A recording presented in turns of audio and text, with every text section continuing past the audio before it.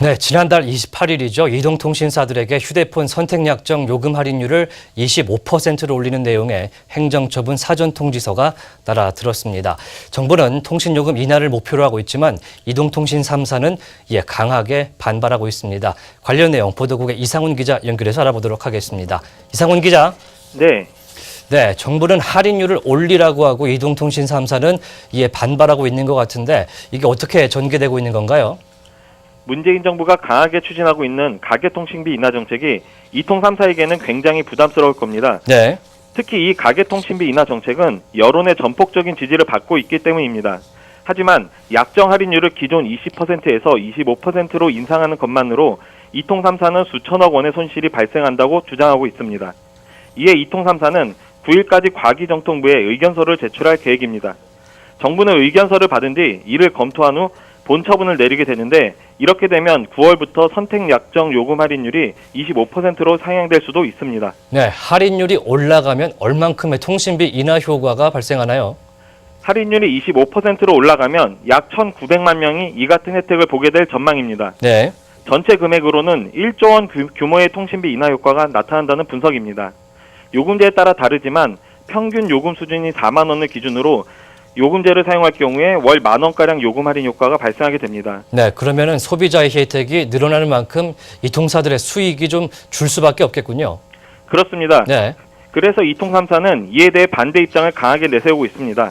이미 이 통사들은 태평양, 세종, 김앤장 등 법무법인들과 약정 할인율 상향 문제점에 대해서 법리 검토를 하고 있는 것으로 알려졌습니다.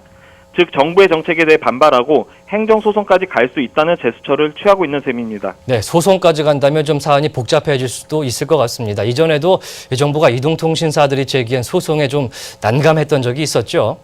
네, 이통 3사가 행정소송을 제기한다면 문재인 정부의 가계통신비 인하 정책 1호가 실질적으로는 실패할 확률이 높아집니다. 네. 지난 2012년에도 공정위가 이통 3사와 제조사의 휴대전화 단말기 가격 부풀리기에 대해서 450억 원대 과징금과 시정명령을 내린 바 있습니다. 이에 대해 이통 3사와 제조사는 소송을 제기했고요. 집행정지 가처분을 신청하면서 현재까지 이 문제는 대법원에 계류되고 있기 때문입니다.